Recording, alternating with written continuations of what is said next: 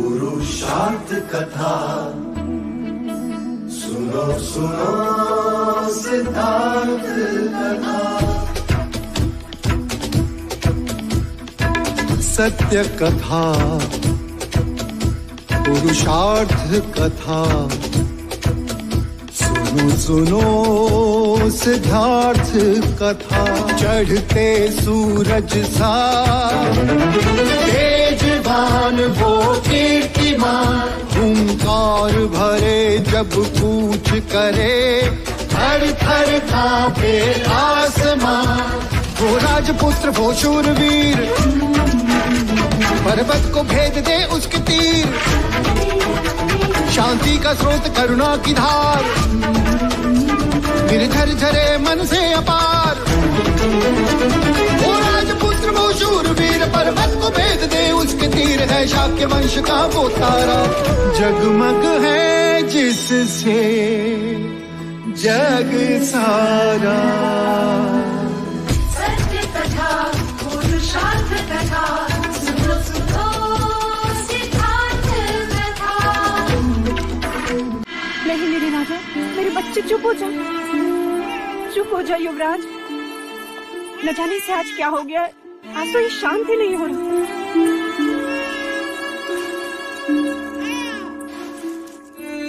नहीं राजा, लगता है कुमार को किसी की अशुभ दृष्टि लग गई है। लौशिका, युवराज की नजर उतारो शीघ्र।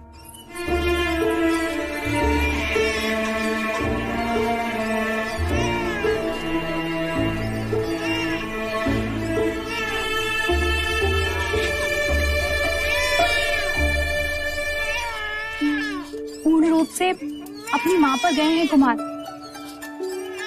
महादेवी भी तो जागते थे आधी आधी रात, फिर न जाने क्या क्या जतन करने पड़ते थे उन्हें सुलाने के लिए।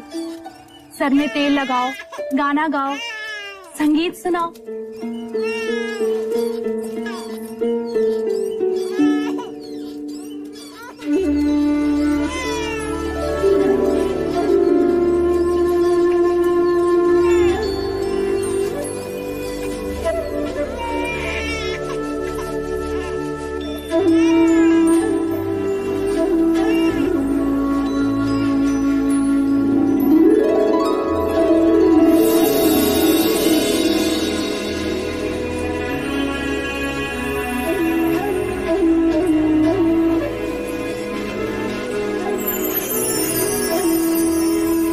देख तो प्रजापति, तेरी बांसुरी सुनकर कैसे शांत हो गया।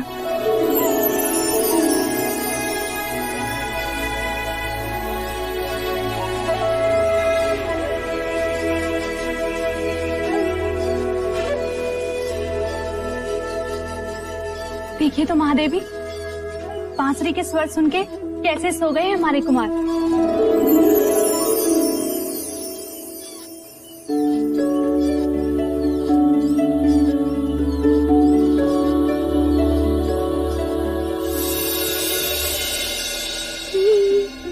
ये क्या कर रही हो मंगला? आर्या, तुम्हारी आंखों को क्या हुआ? क्या हुआ? कुछ भी तो नहीं।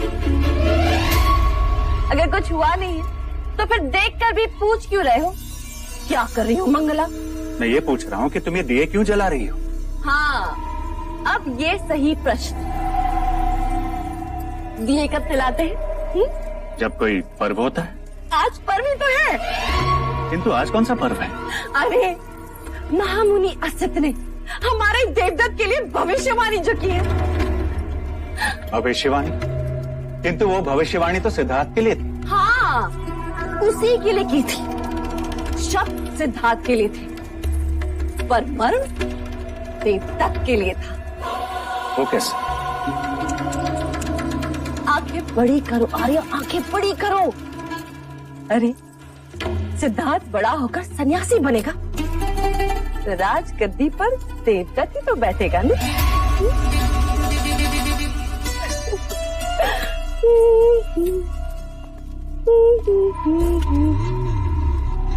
कितनी दूर तक सोच लेती हूँ।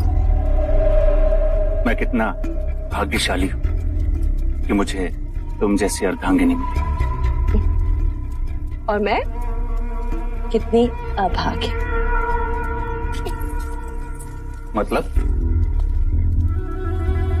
मतलब मूछें होती तो महाराज बनते। मांग है इसलिए मंगला।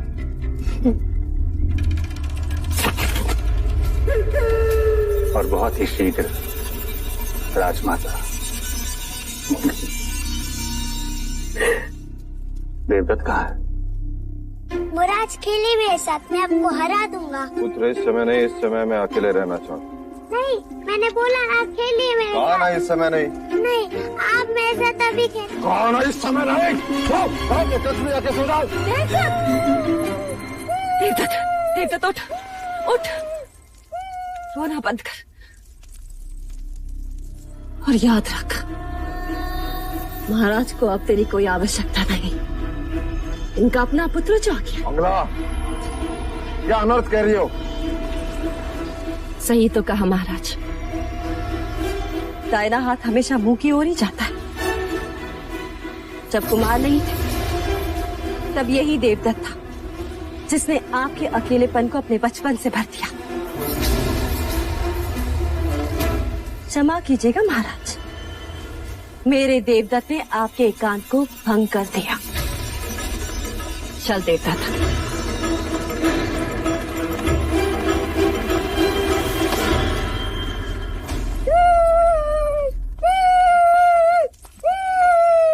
शांत शांत हो जा, मैंने कहा ना, एकदम चुप चुप हो जा। धीरे धीरे मंगला दीदी, सिद्धार्थ अभी अभी सोया है। तुम्हें क्या हुआ? तुम क्यों रो रहे?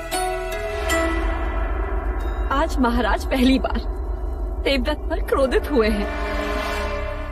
महाराज क्यों? आपके कारण। हमारे कारण?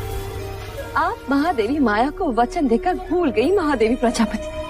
आपने कहा था कि आप दोनों का ध्यान रखेंगे, परंतु युवराज सिद्धार्थ के लालन पालन में इस तरह डूब गई हैं आप कि व्यथा में डूबे महाराज पर ध्यान ही नहीं रहा आपका।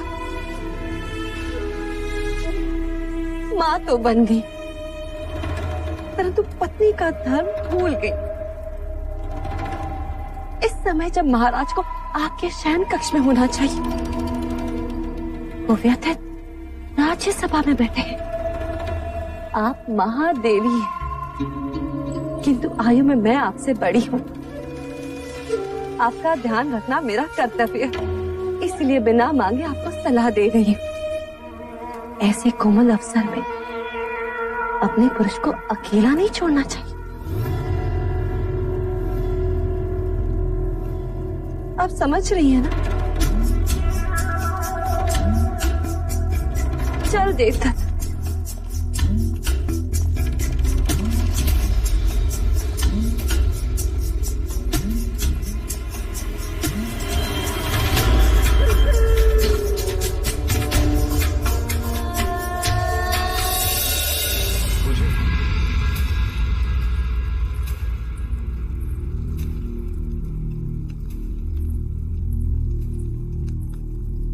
महाराज कहाँ हैं? अभी अभी प्रशिक्षण क्षेत्र की ओर गए हैं महादेवी।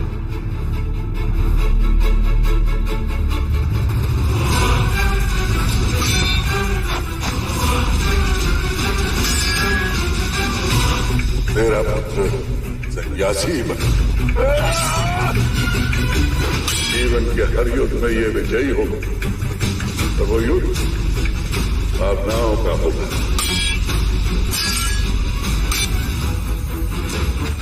भले इसने तेरे क्षत्रिय कुल में जन्म लिया हो, पर रूप सन्यासी का लेकर आया है।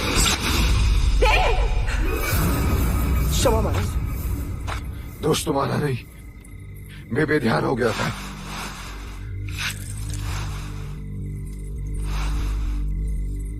ये क्या देव? ये कोई समय है प्रशिक्षण का? नींद नहीं आ रही थी, व्यथित था, अपने क्रोध पर काबू नहीं कर पा रहे थे, इसलिए। ऐसी कौन सी व्यथा है देव जिसने आपको इतना चिंतित कर दिया? मैं शाक्य कुल का पतन होते नहीं देख सकता देवी। मैं क्षत्रियों का अपना धर्म छोड़ते नहीं देख सकता। जिन हाथों में मैं तलवार देखना चाहता हूं, उन हाथों में मैं कमंडलू कैसे देखूं? जिस शरीर पर मैं रक्त रंजित घाव देखना चाहता हूं, वहां चंदन तिलक कैसे देखूं देवी? कैसे देखूं? आप किसकी बात कर रहे हैं देव? कुमार सिद्धार्थ की। असत मुनि की वाणी अभी गूंज रही है मेरे कान में। आप अकारण की व्यथित हो रहे हैं देव। कल किसने देखा है? इतना जब तब यज्ञ के पश्चात एक पुत्र हुआ, और वो भी सन्यासी। ऐसा कुछ नहीं होगा देव। असत मुनि की वाणी कभी असत्य नहीं हुई देवी। किंतु भविष्य के गर्भ में क्या है, यह कोई नहीं जानता। मैं तुमसे पूछता हूँ देवी, तुम्हें क्या लगता है? जिस भगवे वस्त्र से सन्यासी का चोला बनता है, उसी भगवे वस्त्र से हमारे राज्य का परचम बना है। वस्त्र हमारे पास है और हमें उसका क्या करना है, यह तो हमारे ही हाथों में है ना देव। आप कुलगुरु वाचस्पति से विचार विमर्श करें, वह अवश्य ही कोई मार्ग सुझाएंगे। हाँ देवी।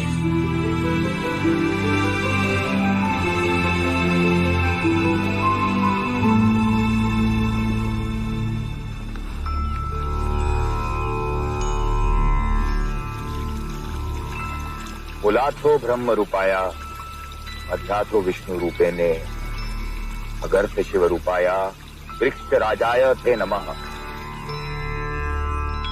महादेवी प्रजापति, आपका यह विचार अति सराहनीय है।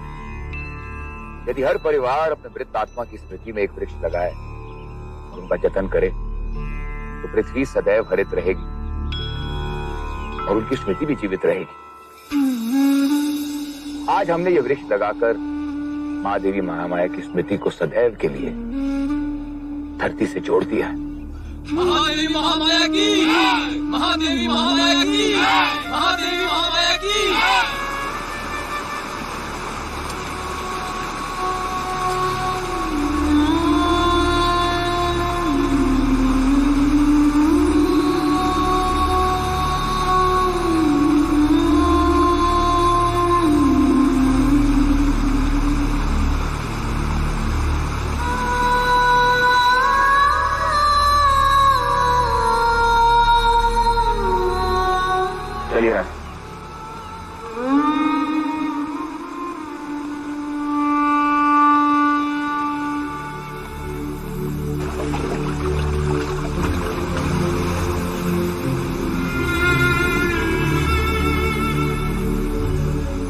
गुरुवर्य, मुझे आपके मार्गदर्शन की आवश्यकता है।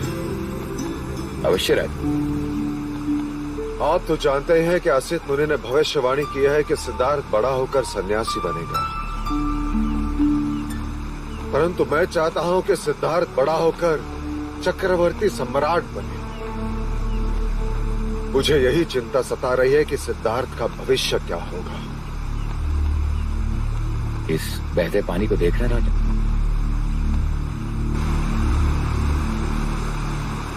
यदि आप इसके प्रवाह को मोड़ना चाहेंगे तो क्या करेंगे राजा?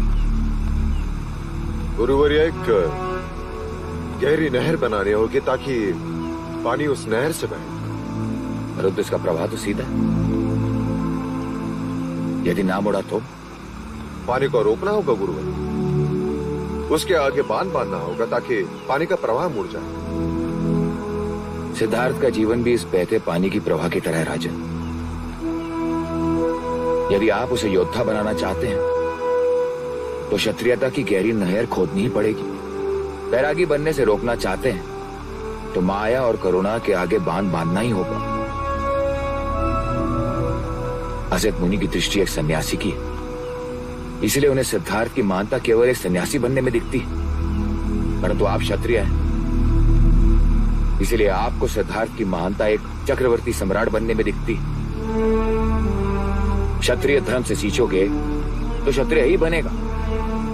शारीरिक बल, शस्त्र संचालन, घुड़सवारी, हाथी प्रशिक्षण की ऐसी शिक्षा दीजिए कि वो योद्धा ही बने राजन।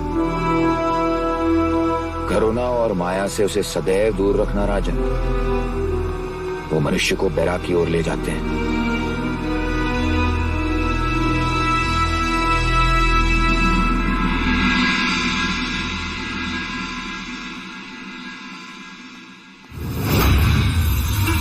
महाराज, वो भी अकेले?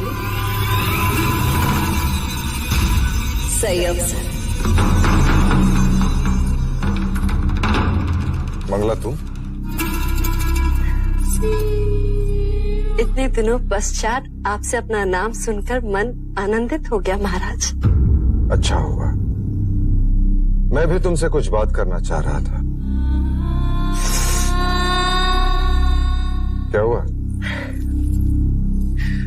परख रही थी कहीं मैं सपने तो नहीं देखा जो महाराज आज मुझसे बात करना चाहते। आज का दिवस तो मेरे लिए एक उत्सव ही है। कहिए ना महाराज। अब हम सबको मिलकर युवराज का ध्यान रखना है। आप कहें तो मैं आपका भी ध्यान रख सकती हूँ महाराज। कुछ मर्यादाओं का उल्लंघन अच्छा नहीं होता, और कुछ इच्छाओं का दमन संभव नहीं होता महाराज। तुम फिर से वही बात कर रही हो? क्योंकि मैं वो बात आज तक नहीं भुला सकी।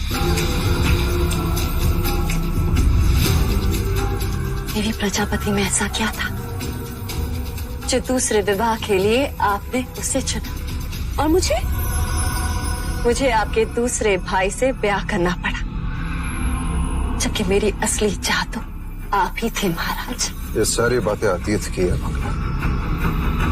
फिर ये बात आज भी मेरे आगे प्रश्न बनकर खड़ी है महाराज। आज उस प्रश्न का उत्तर भी सुन लो। दूसरे ब्याह की बात महादेवी महामाया की इच्छा थी, और प्रजापति उसकी बहन। उसमें मेरे रुचि या अरुचि का कोई प्रश्न नहीं, और ये बात अब व्यर्थ है, समय का नाश है।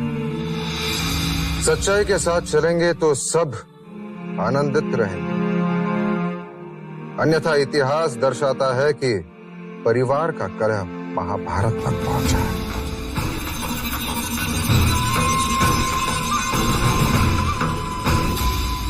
महाराज शुद्धोधन, पहले मेरी दृष्टि केवल आप पर थी, परंतु अब आपके साम्राज्य पर भी है। कपिलवस्तु की महादेवी नहीं बन सकी, परंतु राजमाता अवश्य बनकर दिखाऊंगी। मैंने युवराज सिद्धार्थ के हाथ में कमंडल ना थमाया ना, तो मंगला को मंगला मत कहना।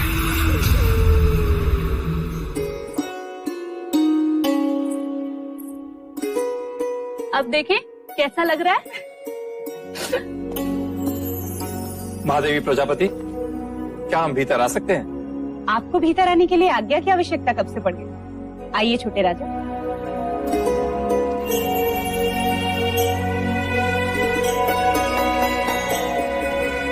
कैसे हो क्षत्रिय? ऐसे क्या देख रहे हो? हम तुम्हारे छोटे चाचा हैं। महादेवी, महाराज ने कुमार के लिए वस्त्र भिजवाए। वस्त्र? देव ने?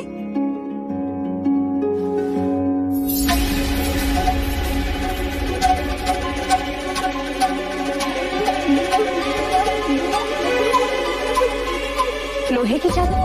प्रतिरात्र कुमार को यही वस्त्र उड़ाकर सुलाया जाए, यही भाई महाराज का आदेश है। महाराज चाहते हैं कि कुमार अभी से लोहे से खेलें, उसे छुएं, उसे अपना लें, जिससे बड़े होकर उन्हें लोहा भारी न लगे। आपके भाई महाराज इस वक्त हैं कहाँ? पता नहीं महादेवी, किसी गुप्त मंत्रणा के लिए गए।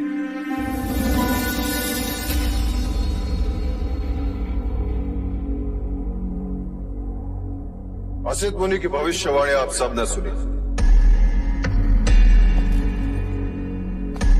मैं नहीं चाहता कि सिद्धार्थ सन्यासी बने।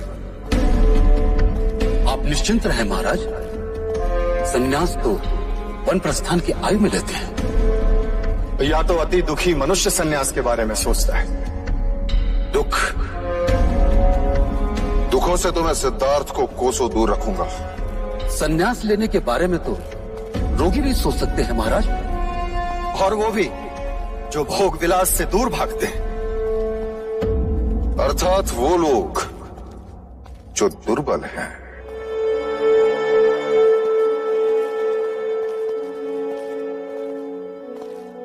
इसका तात्पर्य यह है कि हमें दुखी और दुर्बलता से, गरीब, रोगी और वृद्धों से सिद्धार्थ को दूर रखना होगा। परंतु ये तो असंभव है महाराज। राज्य में गरीब, वृद्ध, रोगी, प्रजाजन तो रहेंगे ही। उन सबसे सिद्धार्थ को कैसे दूर रख सकते हैं?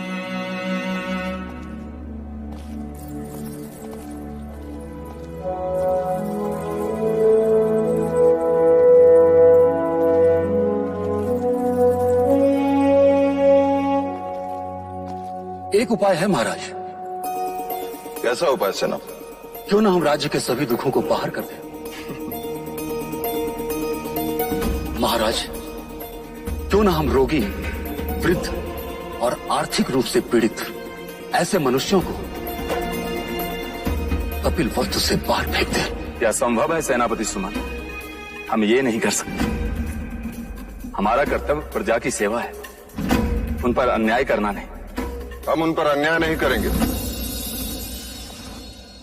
बदले में हम उन्हें उत्तम जीवन देंगे। अर्थात